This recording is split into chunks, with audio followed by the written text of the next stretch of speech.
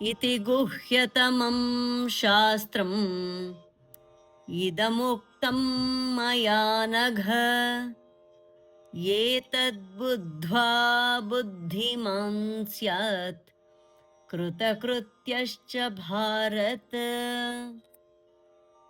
Thus has this most profound teaching been imparted by me, O sinless one. Knowing this, a man becomes enlightened, O Bharata, and all his duties are accomplished. ಎಲೈ ಪಾಪರಹಿತನಾದ ಅರ್ಜುನ, ಹೀಗೆ ಅತ್ಯಂತ ರಹಸ್ಯವಾದ ಈ ಶಾಸ್ತ್ರವನ್ನು ನಿನಗೆ ನಾನು ಹೇಳಿರುತ್ತೇನೆ. ಇದನ್ನು ತಿಳಿದುಕೊಂಡರೆ ಬುದ್ಧಿವಂತನೂ ಕೃತಕೃತ್ಯನೂ ಆಗುವನು. ಇತಿ ಗುಹ್ಯತಮಂ ಶಾಸ್ತ್ರಂ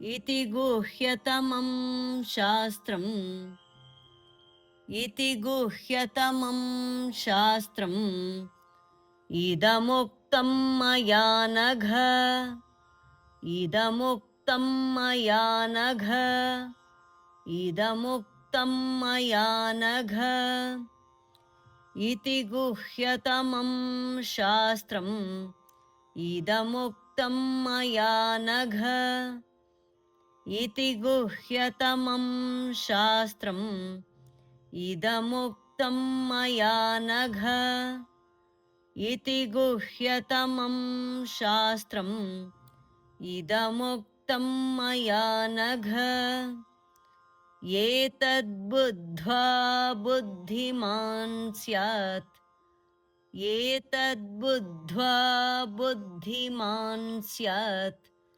ಏತದ್ಬುದ್ಧ್ವಾ ಬುದ್ಧಿಮಾನ್ ಸ್ಯಾತ್ ಕೃತಕೃತ್ಯಶ್ಚ ಭಾರತ ಕೃತಕೃತ್ಯಶ್ಚ ಭಾರತ ಕೃತಕೃತ್ಯಶ್ಚ ಭಾರತ ಏತದ್ಬುದ್ಧ್ವಾ ಬುದ್ಧಿಮಾನ್ ಸ್ಯಾತ್ ಕೃತಕೃತ್ಯಶ್ಚ ಭಾರತ ಏತದ್ಬುದ್ಧ್ವಾ ಬುದ್ಧಿಮಾನ್ ಸ್ಯಾತ್ ಕೃತಕೃತ್ಯಶ್ಚ ಭಾರತ ಏತದ್ಬುದ್ಧ್ವಾ ಬುದ್ಧಿಮಾನ್ ಸ್ಯಾತ್ ಕೃತಕೃತ್ಯಶ್ಚ ಭಾರತ.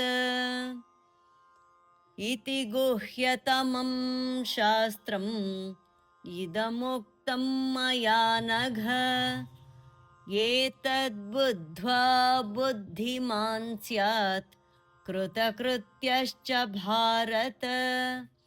ಇತಿ ಗುಹ್ಯತಮಂ ಶಾಸ್ತ್ರಂ ಇದಮುಕ್ತಂ ಮಯಾ ನಘ ಏತದ್ಬುದ್ಧ್ವಾ ಬುದ್ಧಿಮಾನ್ ಸ್ಯಾತ್ ಕೃತಕೃತ್ಯಶ್ಚ ಭಾರತ.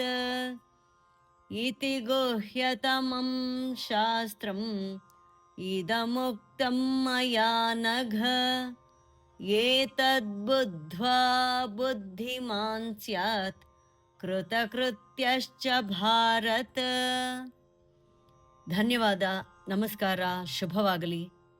ದಯವಿಟ್ಟು ತಪ್ಪದೆ ಲೈಕ್ ಮಾಡಿ, ಶೇರ್ ಮಾಡಿ, ಸಬ್ಸ್ಕ್ರೈಬ್ ಮಾಡಿ ಪ್ರೋತ್ಸಾಹಿಸಿ.